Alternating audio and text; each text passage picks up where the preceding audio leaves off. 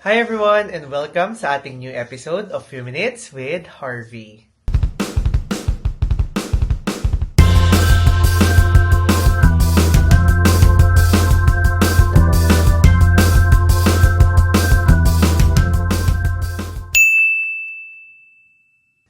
Good evening guys! So today is still our day 1 here in Hanoi, Vietnam. So before anything else, kung bago ka lang sa ating channel, do not forget to like, comment, share, subscribe, and pakita din ang notification bell for you to be updated on our latest uploads. As I was saying guys, for the previous vlog, if hindi nyo pa yung napanood, please do watch our first vlog. Kasi nakapaglibot na tayo sa Hanoi at busog na busog pa rin tayo up until now. Nag-rent lang tayo ng room na pagstayan lang namin for the day, the whole day. Aalis na rin kami in few minutes kasi 8:12 na rin ng gabi. And tayo ngayon ay pupunta na ng Sapa, Vietnam. So that will be our second city na pupuntahan. Then before tayo bumalik dito sa Hanoi for the weekend para fly tayo pabalik ng Manila ng Monday. So yung mangyayari ngayon guys ay mag-sleeper bus tayo. I-explain ko sa inyo kung ano yung mangyayari doon. Ipapakita ko rin naman siya sa inyo. And nabook lang namin siya lahat guys sa Klook. As much as I want to say na please use our discount code pero wala pa. Oing? Hindi pa naman tayo umaabot ng 5,000. But yeah, we will go there. We will reach 5,000. And then, makakapag-Klook discount code din tayo very, very, very soon. So ayun, nag-aantay lang ako sa kapatid ko and then ako naman yung magbubuhos na mabilis dahil para pagdating natin doon, ready na tayo, settled na, refresh na yung katawan natin, matutulog na lang tayo. May update ko pa rin kayo from time to time and paki-follow na lang tayo sa ating mga social media accounts, magpa-pop up na lang yan dyan bigla-bigla. Hindi ko na babanggitin kasi tumatagal lang. So yun lang naman, promise i-watch nyo yung previous vlog natin. And marami kayong matututunan, maraming tips, maraming food, maraming local brands tayong napuntahan. And please don't miss it out. So yun lang, kilos na muna ako and then balikan ko kayo kapag nandun na tayo mismo sa meet up point natin para dun sa sleeper bus natin.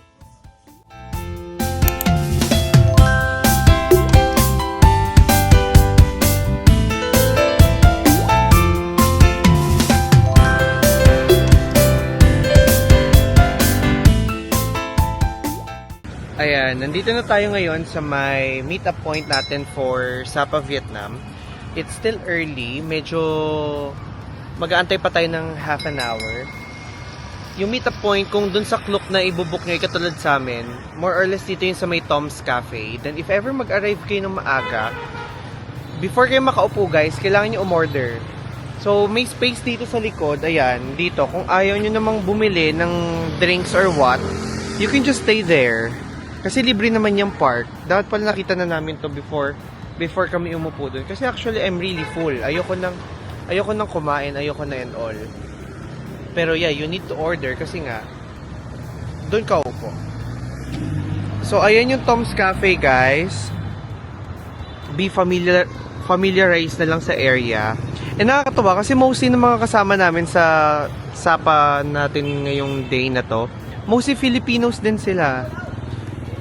So, kanino kaya nila napanood yung vlog na yon? Anyway, marami na rin naman gumawa nito and I just want to share my experience para may documentation tayo kung ano yung nangyari sa atin dito sa Sapa, sa Hanoi.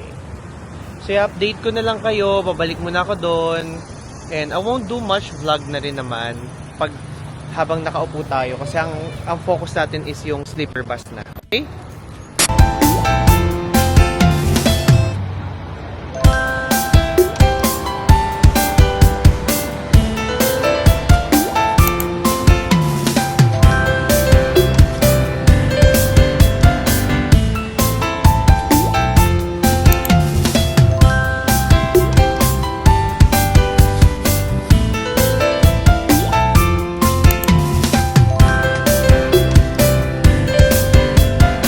Saan ka ba? A2, D2? Ako na sa A. Dito na tayo sa loob. And hindi ko alam paano mangyayari kasi dalawa yung pang dalawahan to pero Hindi ko alam bakit hindi kami magkatabi ng kuya ko. Ewan ko, tutulig-tulig siya mag-book. So, hindi ba kami katabi ka ng iba? Anyway, sana magkasama din yung dalawa para tabi na lang sila. Bago lumipat dito. Pero hindi kami kakasyang dalawa ni kuya dito. Maliit. Kaso yan. Medyo maliit to. So anyway, ayun. Napakita ko naman yung sa inyo. Literal, pagpasok ng pinto, yung higaan na agad. Ayan. Ayan, ganyan itsura sa likod. Diba? Hindi ko lang alam na saan ng charging ports. Pero ganyan itsura. Ayan sa baba. Talaga higaan lang talaga. Sagad na sagad sa dinding. Ayan. Anyway, magsisettle muna ako. Baka biglang may katabi.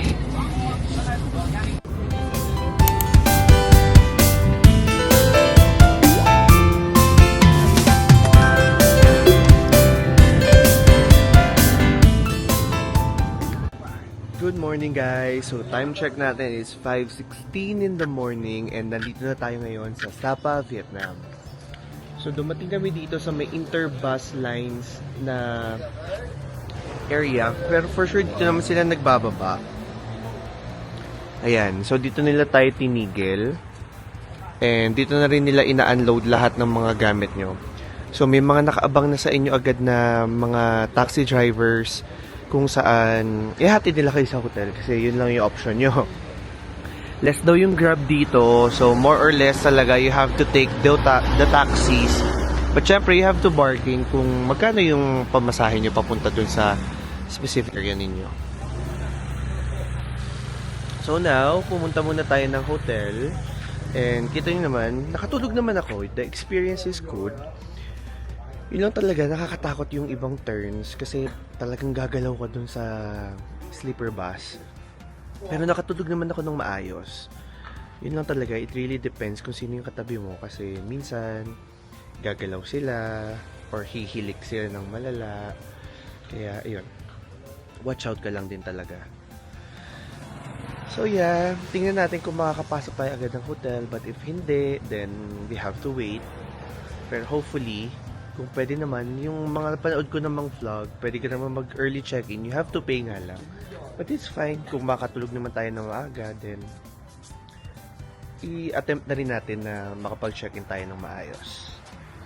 So mamaya na tayo magkita pag nakarating na tayo doon sa hotel natin.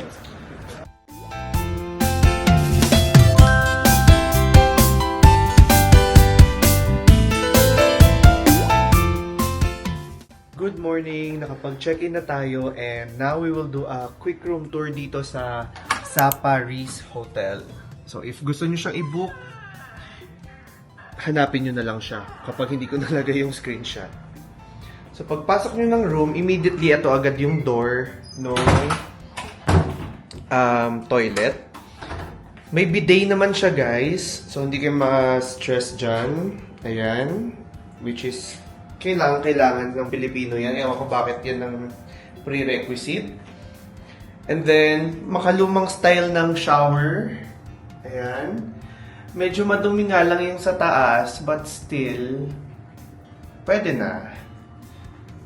Ayan siya. And then, meron ditong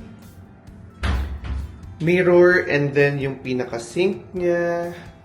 May kasama rin naman siyang pang-shave, suklay, cotton buds, and everything. So, yeah, that's nice. May hair dryer which is kailangan natin. Mamaya maliligo tayo bago tayo lumabas. And ito na yung pinaka-bedroom. Ito guys, for family room to. Dito lang kami na check-in now. Pero more or less katulad lang din ito yung lilipatan natin. Doon lang sa kabilang side. Less lang yung bed. So, ito yung stayan namin ngayon. So, may 1 queen size and then 2 single beds. I don't think, hindi naman siya mukhang single, pero yeah, single bed siya. Then, may sofa, may complimentary water, may tsaa din, kape, na kailangan natin. And hindi namin na-predict guys, London weather pala to. wala akong dalang makapal. And may air condition pa rin siya. Buksan natin yung aircon pero heating yung i-open natin. May mirror din dito. May guide naman kung paano gagamitin or regulation. May TV, may safe, and then may fridge. And then, pinaka-closet. Maganda yung, And then, meron din ditong sleepers na available for the family. So, mamaya ko na lang kayo babalikan. Medyo marami kasi tayong gagawin for today. Nag-rent tayo ng motorcycle. If ever pala na pupunta kayo dito, if marunong kayo mag-drive, then you go for renting. But if hindi, meron yung katulad nung ginawa sa amin kanina, yung naghatid sa amin dito, kinuha niya yung number namin para if ever daw magtutour or like may pupuntahan, i-message siya na kayo sa WhatsApp. Medyo mahirap humanap ng Grab. Meron namang Grab pero medyo madalang. Kaya much better na may contact kayo para hindi kayo ma-stress. Dito rin naman sa hotel, if magstay kayo dito sa may sa Paris Hotel, meron din naman silang in-offer na motorcycle. Meron din silang in-offer ng mga transfers. So, pwede nila kayo bumaba doon, i-ask nyo sila kung magkano. Medyo difficult lang talaga kasi not everyone is very literate pagdating sa English. They can understand few words but yung whole sentence medyo kailangan pa nila ng loading para maintindihan nila maigi yung gusto mong iparating sa kanila. Anyhow, naitatawid naman natin ng turo-turo, small words, abot ng mga bagay na kailangan, or kapag you end up not understanding each other, translation na. So, balikan na lang namin kayo mamaya pag pupunta na tayo sa mga itinerary natin. Mamaya ko na lang din siya i-discuss. Ayan. Nakapag-freshen up na tayo. As in, hindi lang basta freshen up. As in, naligo tayo, guys. And ngayon ay magsisimula na tayo ng ating tour. And if hindi nyo alam, tayo po ay nagrenta ng motor. So, makikita nyo po yun sa Klook. So, ayan, nagrent tayo ng motor for the whole day from 7 a.m. to 7 p.m. para mas maging accessible sa atin yung mga area na pupuntahan natin kasi medyo magkakalayo sila. So, inisip namin na instead na Grab or taxi kami, nag-rent na lang kami ng motor para kontrolado namin yung oras. And kami na mismo yung makakapag-explore sa sarili namin dito sa buong Sapa. So, gagasan lang natin to, hindi naman ng full tank. So, ibabalik lang din natin ang kung ano yung gas na pinrovide nila. So, ilalagay natin dito yung screenshot ng Klook if ever na kailangan nyo. So, magsimula na muna ako mag-drive kasi ako lang naman yung may kakayahan mag-drive sa aming dalawa. And then, balikan ko na lang kayo kapag nandun na tayo sa first stop natin.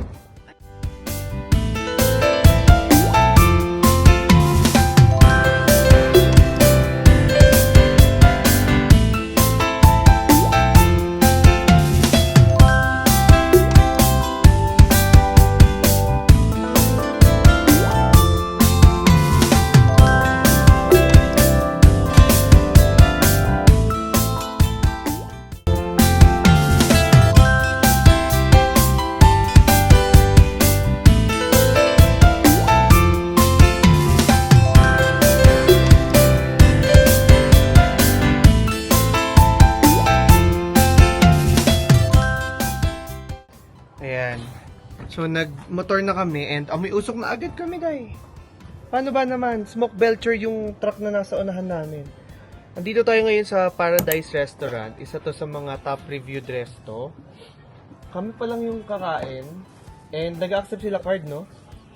Sabi niya nag-accept din ng card. Pero syempre magka-cash basis tayo kasi nag-withdraw naman tayo. So, mamimili muna tayo ng food natin and then videohan na lang natin pagkatapos.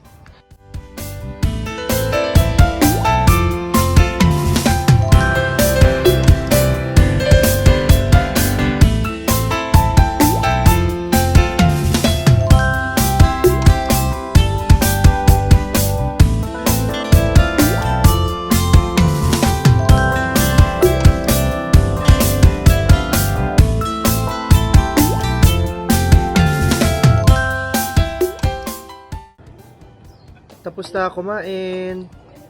Masarap yung pansit ko. Pero yung spring rolls, yung dalawang pinakita nating spring rolls, pwede na.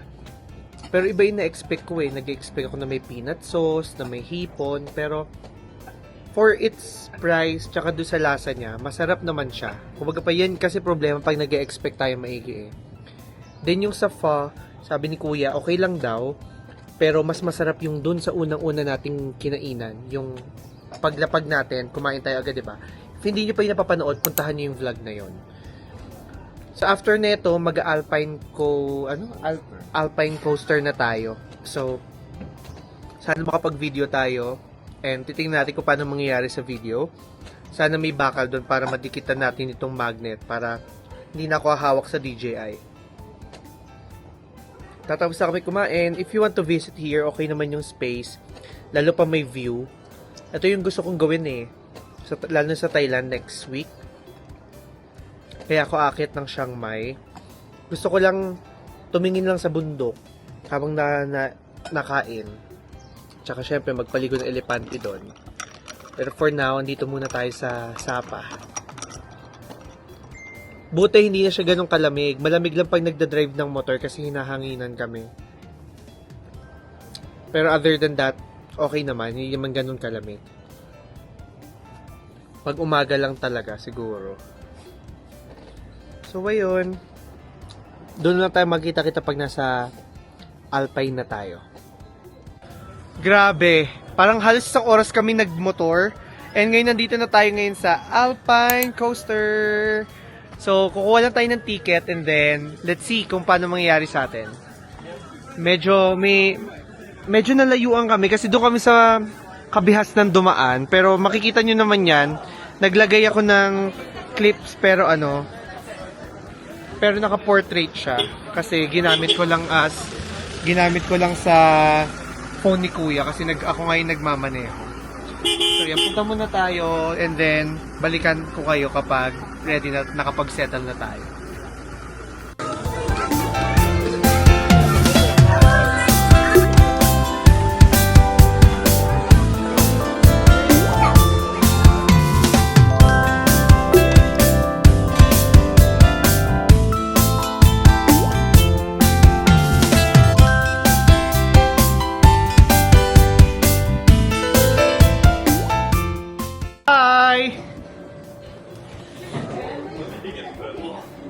Tayo naman.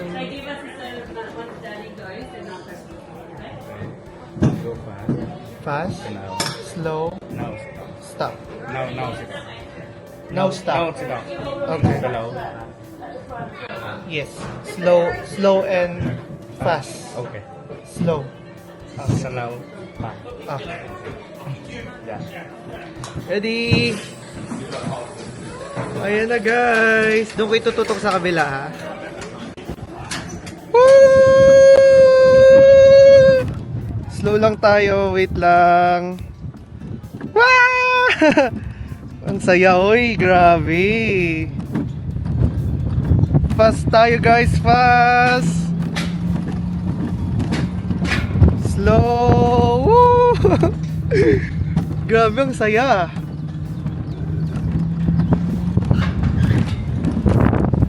Distance daw, guys.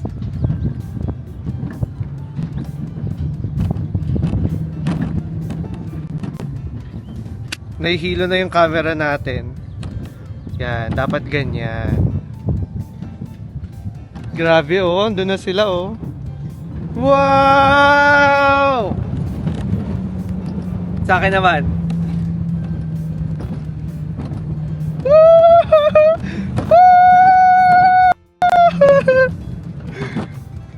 Grabe, ang saya.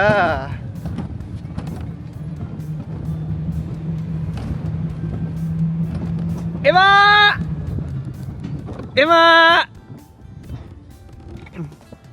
Nauna sa atin si kuya guys. Ang astig nitong ride na to. May nag-e-enjoy ako maigi. May round 2 pa tayo guys, pero sa phone ko na yan para may ma-post naman ako sa Facebook. Grabe, ang saya. Off distance. Track ends in 30 meters.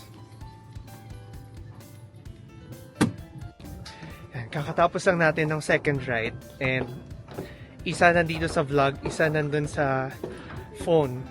Masaya siya, try nyo.